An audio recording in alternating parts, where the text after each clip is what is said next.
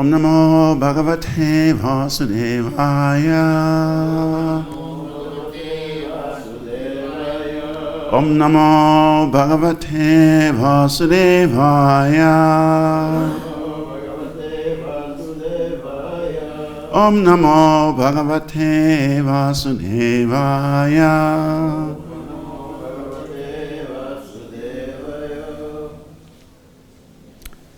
So we are reading from Srimad Bhagavad-Gita as it is, chapter 7, entitled Knowledge of the Supreme, Knowledge of the Absolute. And we are treating text 10. Bijamam sarvabhutanam vidi parta sanatanam buddhi buddhi mantamsmi tejas tejasvinam aham. Word for word translation. Bijam, the seed. Mam, me. Sarvabhutanam, of all living entities. Vidi, try to understand. Parta, also no prita. Sanantanam, original, eternal. Buddhi, intelligence. Buddhi matam,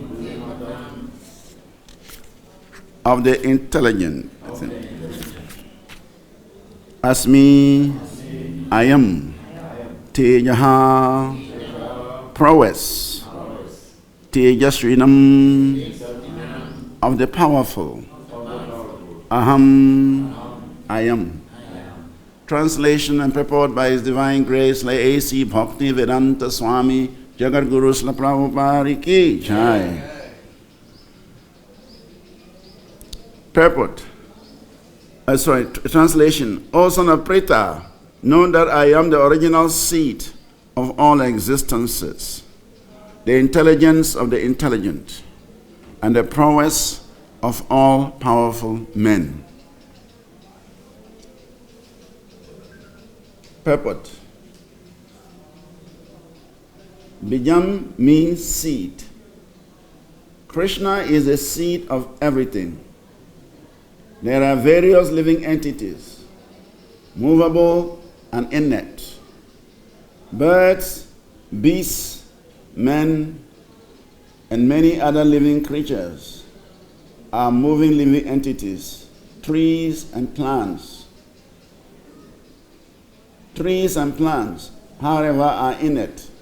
They cannot move, but only stand.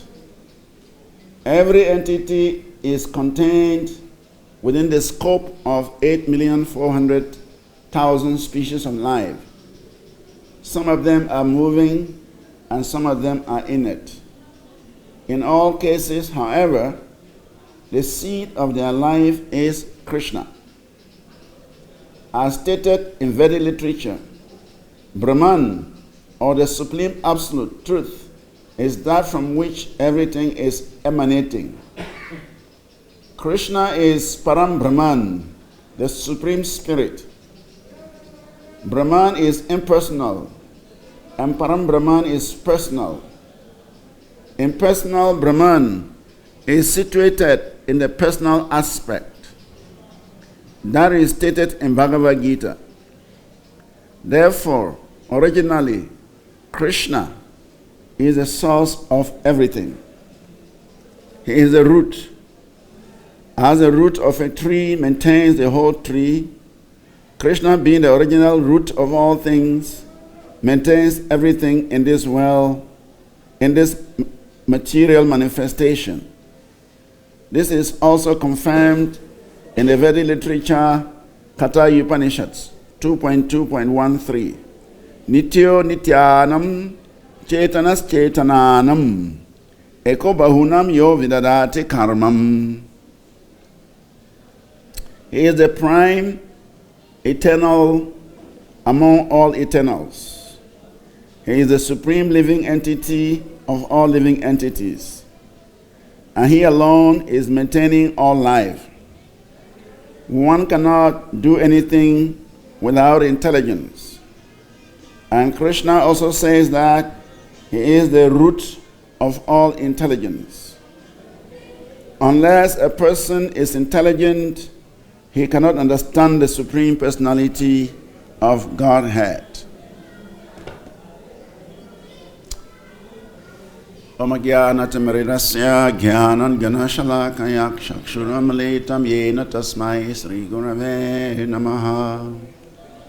Sri Chaitanya Manobhistam Stapitam Yena Bhutale Swayam Rupa Kadamayam Dadhati Swapadantikum Vandeham Sri Guru Sri Yukta Padakamalam Sri Gurum Vaishnavam Sya Sri Rupam Sagrajatam Sahagana Ragunastam Vitam Tam Sajivam Sarvetam Savadutam Parijana Sahitam Krishna Chaitanya Devam Sri Radha Krishna Padam Sahagana Lalita Shri Vishakam Vitam Scha Nama Om Vishnu Padaya Krishna Prishtaya Bhutale Srimati Bhakti Vedanta Swaminiti Namini Namaste Saraswati Devi Gauravani Pracharini Nirvise Sasuyavadi Pasachade Satarini Vanchakalpataribhyascha Kripa Sindhubhyaiva cha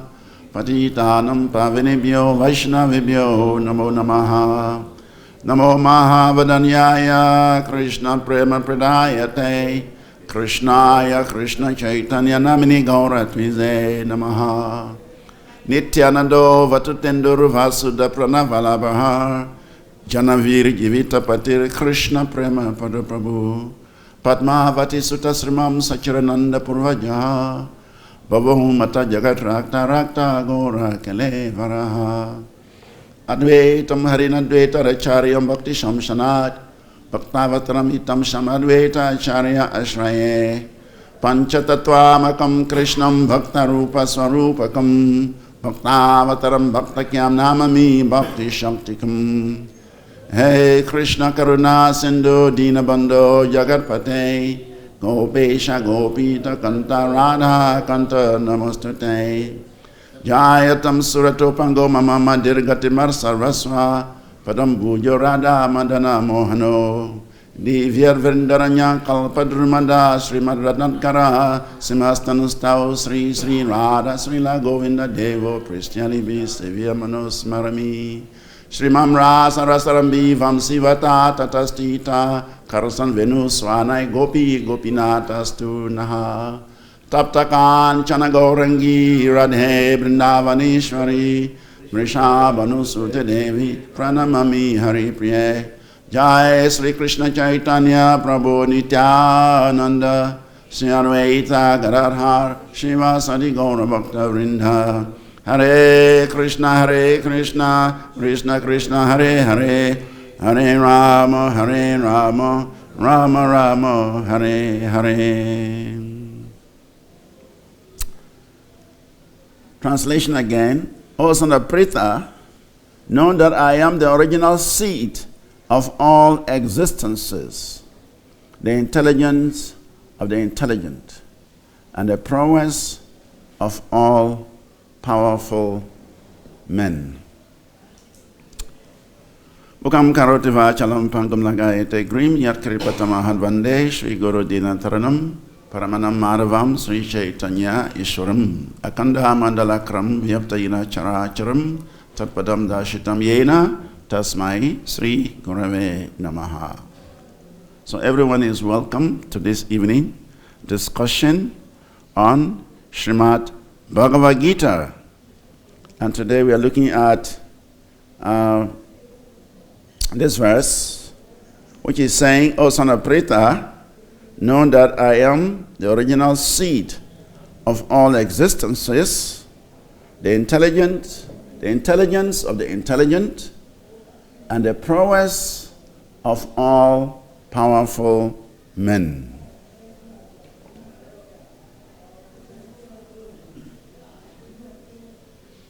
So this chapter is discussing knowledge of the absolute. So here Krishna is giving us the information, that knowledge about himself.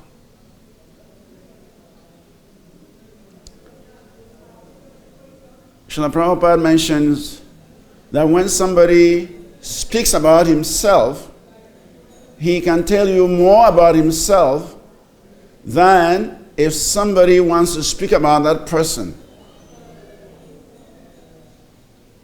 Krishna is the Supreme Personality of Godhead.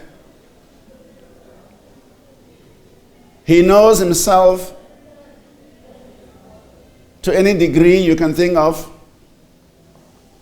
And so if Krishna wants to tell us about himself, there is no limit of that information. If Krishna wants to reveal himself, there is no limit to that revelation. Because he is unlimited, only the unlimited can speak about his unlimited activities. In one purport to the Srimad Bhagavatam, Srila Prabhupada writes that the unlimited cannot be known by the limited, because he is unlimited. So how can the limited understand the unlimited? Or the finite cannot understand the infinite, because the infinite is unlimited. But however, Srila Prabhupada writes, but if the limited gives oral hearing to the unlimited, or if the finite is connected to the infinite, it is possible for the finite to understand to some degree the infinite. Or it is possible for the limited to understand the unlimited to some degree. So Krishna is revealing his unlimited potencies, his unlimited nature to his devotee Arjuna, and ultimately to all of us. So here, Krishna is saying that he is the original seed of all existence. That is a fact. There is no debate about it, because everything has an origin. Nothing in this world can be traced to no origin. Everything has an origin. Therefore, in the Brahma Samhita, Lord Brahma, who is the most intelligent personality in this universe, he says, Ishvara Parama Krishna. Ishvara Parama Krishna. Krishna, who is the Supreme Personality of Godhead, has a transcendental body, and he is full of knowledge, and he is full of bliss, and he is the cause of all causes. And yet, he has no cause. Ishvara Parama Krishna Sachirananda Vigraha Anadir Adir Govinda Sarva Karanam Karanam. So therefore, Krishna is a cause of all causes. Without Krishna, there is no creation. Without Krishna, there are no spiritual world and there are no material worlds. Actually, in the 10th chapter of Bhagavad-Gita, Krishna informs us, Aham sarvasya prabhavo mata sarvam pravartate.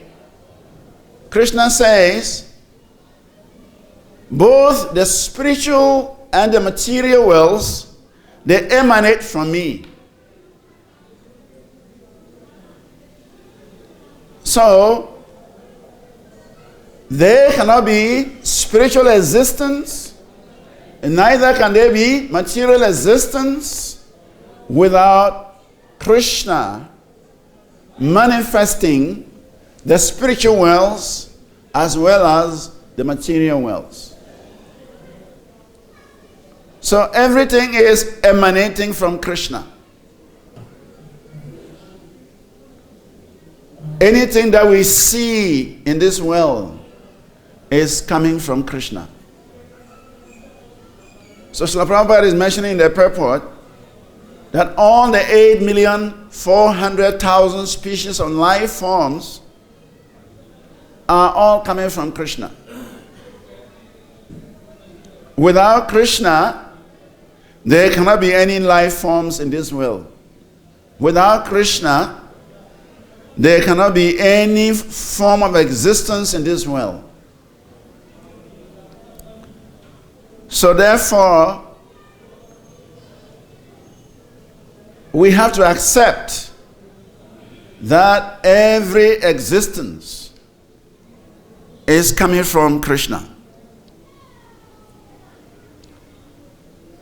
Lord Brahma, who is the most intelligent personality, he has the greatest intelligence, because to create this material world, the universe, with all its complications, requires great intelligence. And Lord Brahma is empowered with that intelligence to create the whole universe and all the living entities within this universe. And we see in the Srimad Bhagavatam that when Lord Brahma was manifested from the lotus flower, he was confused. And he has to perform tapasya for 1,000 celestial years in order to gain intelligence, to gain understanding from the Lord, from Krishna, before he began the creation of this universe. So we can understand that all intelligence comes from Krishna, and all existences comes from Krishna. Everything emanates from Krishna. Without Krishna, there is no creation. Without Krishna, there is no life. Without Krishna, there is no existence. That is the meaning of the Supreme Personality of Godhead. So, and because everything is coming from Krishna, Krishna also maintains the universe. Anybody can claim that I'm also the seed of all existence. But the difference is that Krishna is maintaining the whole creation. Even though Lord Brahma created this universe and the living entities, but Lord Brahma is not in a position to maintain the universe. Therefore, Krishna accepts the position of Guna Avatar, in charge of the mode of goodness, in order to maintain the universe. So, only that person who is the source of creation, who is the source of all existences, who is the source of everyone, he alone can maintain everyone. And so Krishna is maintaining everyone. Srila Prabhupada quotes from the Katha Upanishads, Nityo Nityanam Chetanas Chetananam Eko Bahunam Yo Vidadati Karmam. Because he is a prime eternal among eternals, he is a supreme living being, and he alone is maintaining all life. Everything is emanating from Krishna. Everything is maintained by Krishna. And everything will ultimately return to Krishna. That is a fact. The creation, material creation, is manifested for some time. It is maintained for some time. And it is withdrawn again. That is the arrangement of the Supreme Personality of Godhead. That there is manifestation, there is maintenance, and there is annihilation. Even we can experience that in our own lives. We are born, we exist for some time, we produce byproducts, we dwindle, and finally we disappear into oblivion. So that is a universal law. That this material creation, it is manifested for a period of time, it is maintained during a period of time, and after that, it is withdrawn. So Krishna, being the source of everything, is maintaining the whole creation. And when the whole creation is withdrawn, it enters back into the Supreme Lord. So even the Brahman Jyoti that the impersonalists are so eager to merge with, it is also emanating from Krishna. In the 14th chapter of Bhagavad-Gita, Krishna mentions in the 27th verse how the Brahmajyoti is emanating from him. He says, Brahmanohi prachishtanam amritasya yasya cha. Brahmanohi prachishtanam. That the Brahman effulgence, the basis of the Brahman effulgence is the Supreme Personality of Godhead. So Prabhupada mentions that in the purport, that even the Brahman Jyoti, that the impersonalists are assuming to be the ultimate personality of Godhead, to be the final supreme being, is simply an effulgence of the Supreme Personality of Godhead. It's an emanation from Krishna. So therefore, even the Brahman Jyoti, that the impersonalists are assuming to be the ultimate source of all existence, is actually coming from the body of Lord Krishna. So therefore, everything is emanating from Krishna. Even the spiritual world, even the spiritual planets, they are emanating from Krishna.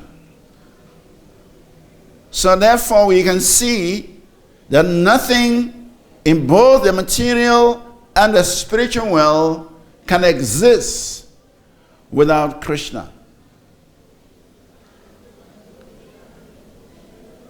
Krishna is a root. In the Vedanta Sutra, it is mentioned, Mule Mula Bhavat. Mule Mula Bhavat means that the root of existence, the root of everything, is coming from the Supreme Personality of Godhead. Similarly, in the 15th chapter of Bhagavad-Gita, Krishna also mentions Udram Mula Sakha.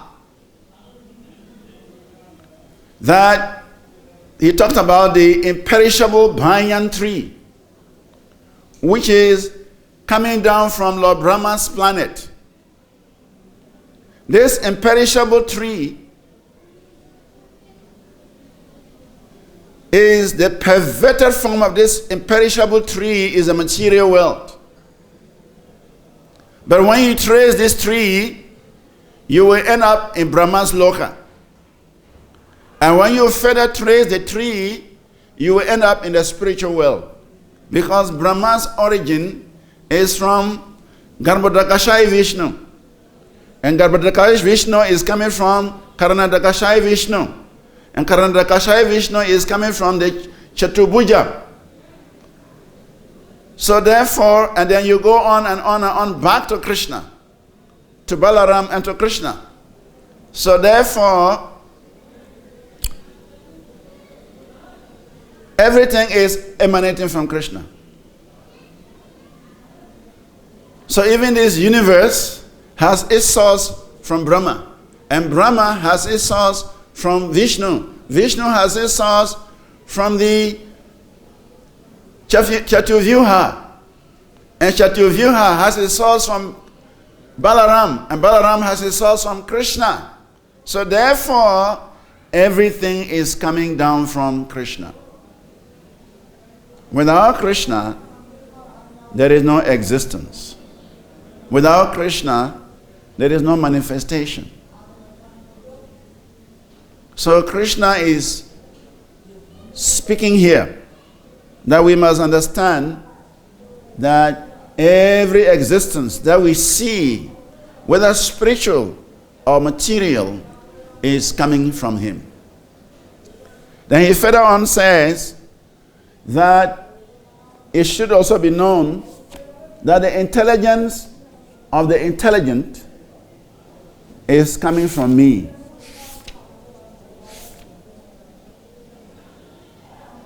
The intelligence of the intelligence is coming from me. So, every living entity in this world has some amount of intelligence. Even the small ant, he has intelligence. If the ants have no intelligence, how can they build a mighty ant hill? Complicated ant hill. So, where are they getting their intelligence from? From Krishna. We see the birds. They are able to weave such a beautiful nest from straw. Where do they get their intelligence from? From Krishna. We see the bees. They have the intelligence to travel miles upon miles to drink nectar and then form combs, bee combs, honey combs, and they fill them with nectar, and as a result we get honey. Where do they get that intelligence from? From Krishna. So Krishna is a source of all intelligence.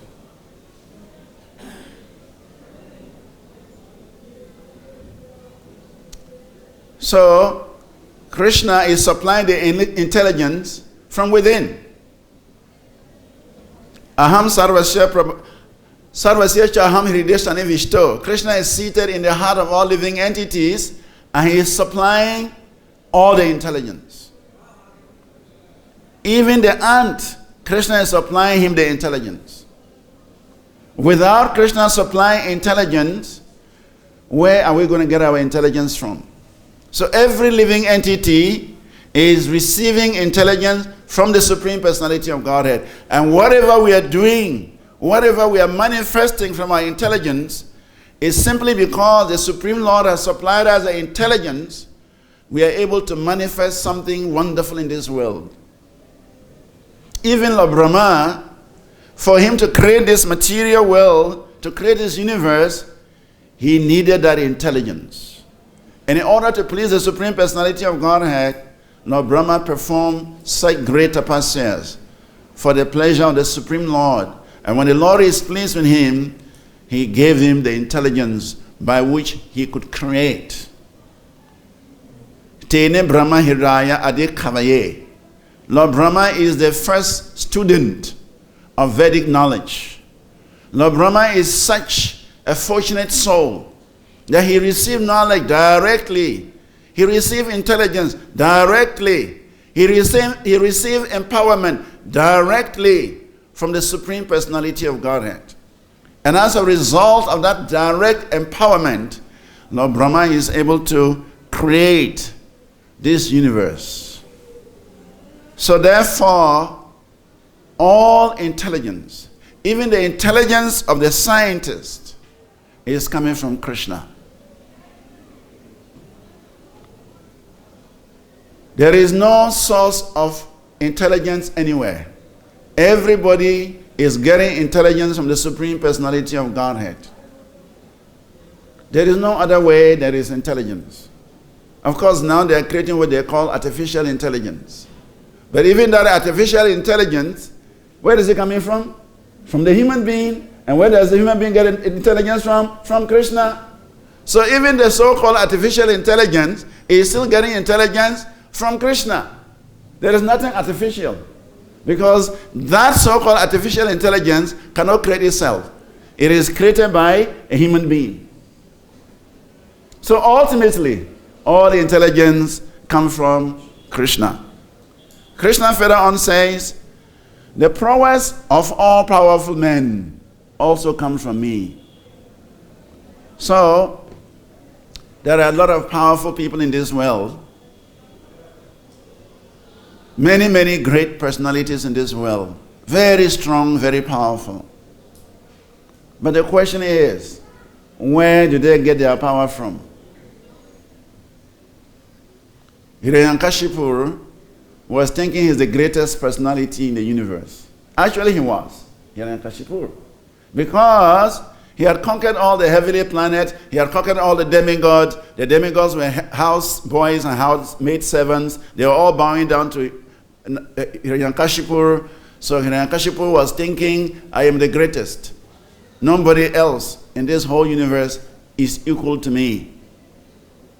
But he could not handle little Prahlad. Prahlad Maharaj, a 5-year-old boy, challenged Hiranyakashipu. So much so that Hiranyakashipu was interested to find out where Prahlad Maharaj is getting his strength from. Because he did everything to kill Prahlad Maharaj. He used all his prowess, all his means, his political connections, whatever he had. He tried everything to kill Prahlad Maharaj. He gave him poisoned food. He put him in a boiling oil. He threw him from a high cliff, put him under elephants, put him in a well full of poisonous snakes. He did everything possible. Dangerous situations Prahlad was passed through, and Prahlad was not affected. So Hiranyakashipu became bewildered. So he called his little boy over and said, my dear Prahlad, tell me, where are you getting your strength from? And Prahlad humbly told him, from the same source you are getting your strength. And Hiranyakashipu was wondering, from which source? I don't have my strength from Vishnu. I don't have my strength from God. I have my strength. I'm the most powerful person. Who is that, your Vishnu? So can you show me where your Vishnu is? Is he inside that pillar? And Prahlad said, yes. My Vishnu is everywhere. He's everywhere. He's inside the pillar. He's everywhere. And so Hiranyakashipu decided to attack Lord Vishnu in the pillar. And actually to fulfill Prahlad Maharaj's words, to prove that a devotee speaks nothing but the truth, Lord Narasimhadev appeared from the pillar in the palace of Hiranyakashipu. And Hiranyakashipu was killed. To prove that whatever power Hiranyakashipu was having was actually supplied by the Supreme Lord, and the Supreme Lord can withdraw it. So whatever power we have, no matter how great we are in this world, is actually coming from Krishna. And Krishna can withdraw it. We see in the battle of Kurukshetra, there were so many powerful, great warriors. It's an ocean of Maharathas that Arjuna could not stand before them for a second. He could not. But because the Supreme Personality of Godhead, Krishna, was behind Arjuna, all those great Maharathas, all those great warriors, their power was withdrawn. And as a result, they were all vanquished.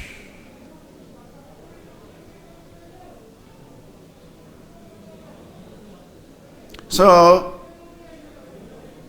Krishna is the source of all power. Krishna is giving everyone the power to act, and Krishna can withdraw that power at any moment. Similarly, Krishna is the source of all intelligence. He is giving everybody some intelligence because everybody is part and parcel of Krishna. Mama Ivam so jiva loke jiva bhuta sanatanaha. Every living entity is part and parcel of Krishna. We are all natural children of the Lord, so we inherit the opulences of the Lord, which includes intelligence. So Krishna supplies everyone intelligence, how to live in this world, and ultimately how to return to Him. Tesham sasatam yuktanam bhajatam pritipuvakam. Krishna is ready to give the living entity the best intelligence. Ordinary intelligence is there. Every living entity is given a quota of ordinary intelligence. But Krishna is seated in the heart of the living entity, and He can give spiritual intelligence. That is the actual intelligence. Srila Prabhupada writes in one purport that real intelligence means to surrender unto the Supreme Personality of Godhead. He said, real intelligence means to understand I am the servant of the Supreme Personality of Godhead, and my duty is to serve the Supreme Personality of Godhead. That is real intelligence. It is not to use our brain to design some Sputnik, design some complicated machine. That is all right. But the real intelligence is to understand our position as a servant of the Supreme Personality of Godhead, and then we surrender unto Him. That is the perfection of intelligence. And only the devotees have such intelligence. So therefore, the devotees are considered the most intelligent beings in the universe.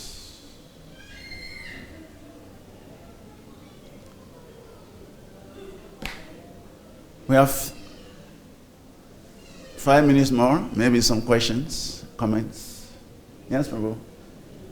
When Krishna is the source of everything, the intelligence and everything, then how does the bad things happen to good people? That's right. Thank you very much, Prabhu. If Krishna is the intelligence of everything, then how does bad things happen to good people?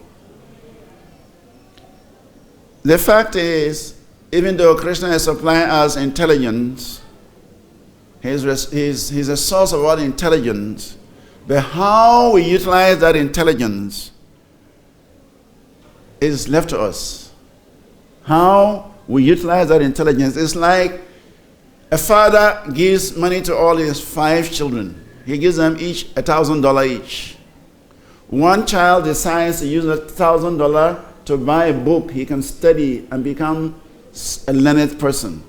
And one child decides to go and buy intoxicant, alcohol, and drinks and get intoxicated. So you cannot blame the father for giving them money. His duty as a father is to supply them resources. But the children have the responsibility to utilize the resources they've received from their father properly. So Krishna has given us intelligence. But how we utilize that intelligence, that we have to be responsible. So, bad things happen to good people because they have misused the intelligence, the good intelligence Krishna has given us. It has been misused, and there is consequence. It is the law of the universe that to every action there is a reaction. Yeah. So if we misuse the opportunity, we have to pay for it. And for that matter, we cannot blame Krishna. We cannot blame him because he has given us the opportunity to utilize the intelligence properly. And actually, Krishna is just there in the heart as a super soul, antriyami, to guide us. And Krishna is constantly trying to guide us, to remind us to do the right thing so that we can come back home. But we are just so stubborn. We don't listen to Krishna. We do our own things. And so the consequences, we have to carry it. So good things, bad things happen to good people because those so-called good people, they have acted in the wrong way some time back, and now they have to face the music. They have to face the consequences. They have to endure the suffering for their own actions. So that is not Krishna's doing. Krishna is supplying all the needs of the living entity. He's giving everyone his quota because he's the Supreme Father. But how we are using that quota, then that is our choice. And the consequences that will come, we have to face it. So it's not Krishna's. Krishna cannot take the blame. Yes, Mataji. So thank you for the wonderful class, and please forgive my ignorance. I have this question in my mind that how we are spiritual beings, and how does matter affect us? How do we become conditioned? Because spirit is higher than matter. Yes. Matter is inferior and spirit is superior. So how does matter condition us? Yes, Bhaktivinoda Thakur gives a very interesting explanation. He says that there is spirit, and then there is subtle energy, and there is gross energy. It says that the spirit identifies with the subtle energy. When we talk of subtle energy, it means the intelligence, the mind, and the false ego. They constitute the subtle energy. So first, the spirit soul identifies with the subtle energy. And once you identify with the subtle energy, you begin to behave like that subtle energy. And then the subtle energy also identifies with the gross energy, the gross body. And once the subtle energy identifies with the gross body, then it also begins to behave like the gross body. So it's just a matter of identification. For instance, if you have a very beautiful car and somebody hits your car, automatically you get affected because you are attached to the car. So, why have you hit my car? Why have you hit me? But actually, he has not touched you. You are not scratched. Nothing has happened to you. But the car has been scratched. And because you are identifying with the car, you get very angry, you get very disturbed, and you are ready to fight because he has hit your car. But actually, you are not wounded. Nothing has touched you. So similarly, the living entity is actually never affected by all the troubles in this world. That's why Krishna is saying in the Bhagavad-Gita, the living entity is never burnt by fire, is never wetted by water, is never withered by wind, never. It's not affected by any of these things. But because we are identifying with the subtle body, mind, intelligence, and ego, we are identifying with the physical body, so whatever happens to the physical body or the subtle body, it also looks like we are affected. So the process of bhakti, the process of yoga, is to minimize the attachment to the subtle body and to the physical body. That is the whole process. And the more we can detach ourselves from the physical and the subtle, the more we can feel the spirit, the more we can feel our spiritual nature.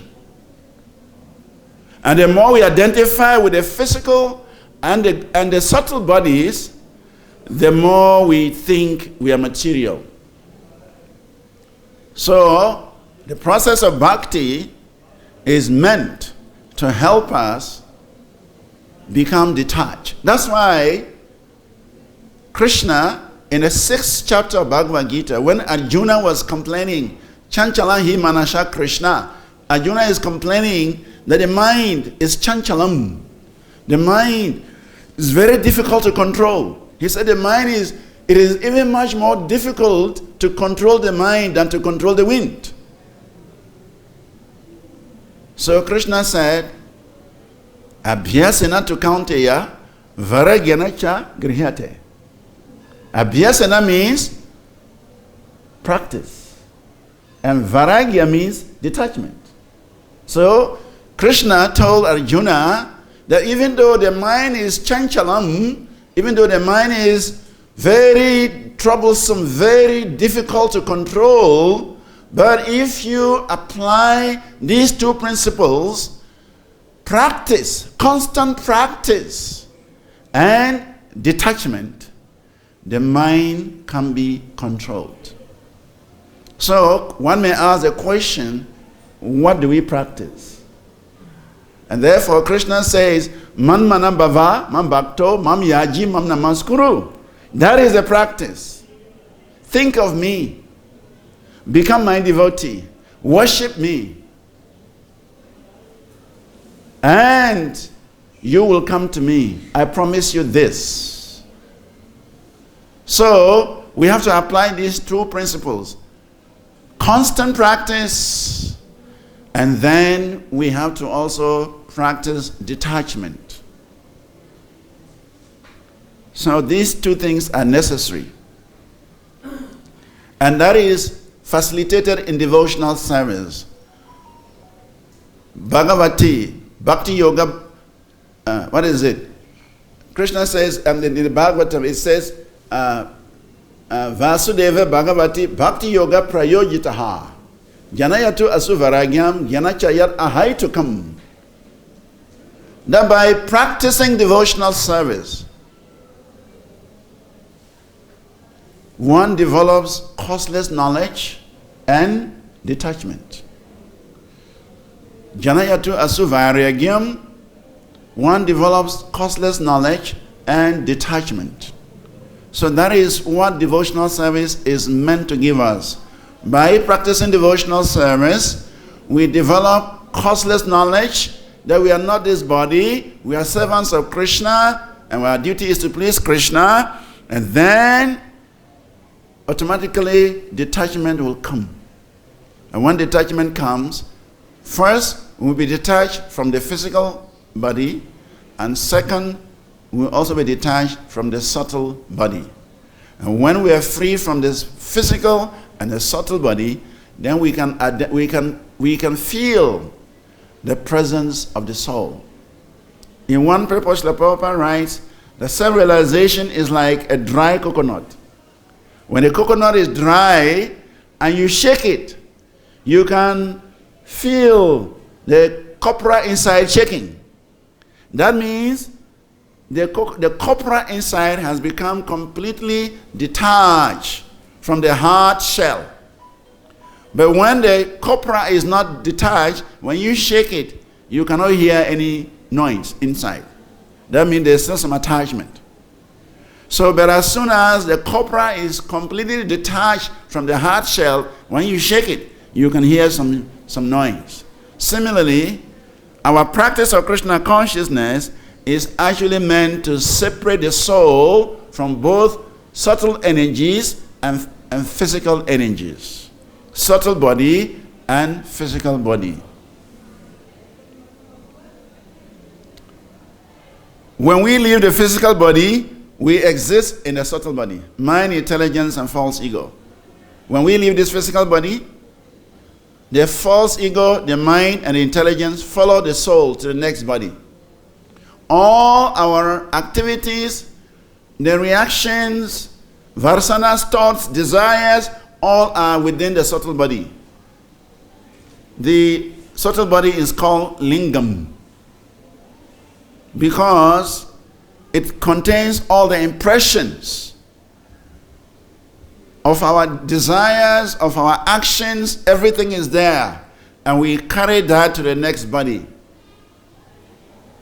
So when we detach ourselves, actually At night, Srila Prabhupada writes, at night, we are completely detached from the physical body.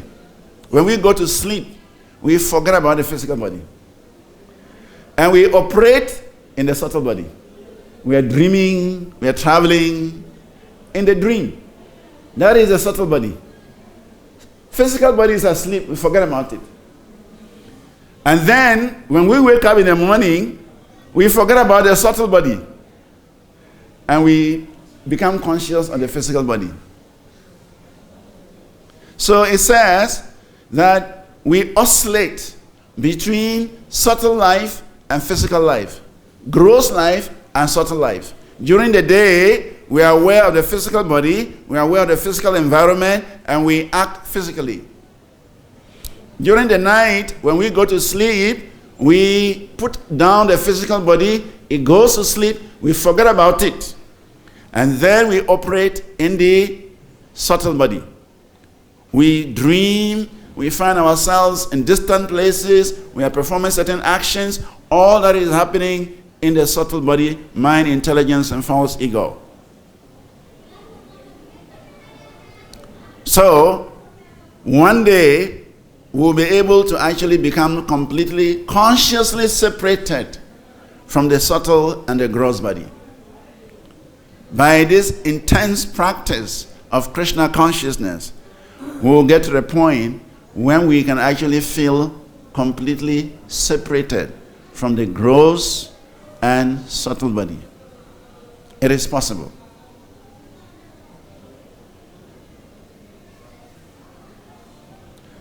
Hare Krishna. My time is up. Srila Prabhupada ki jai. Thank you for giving me the opportunity to render some service.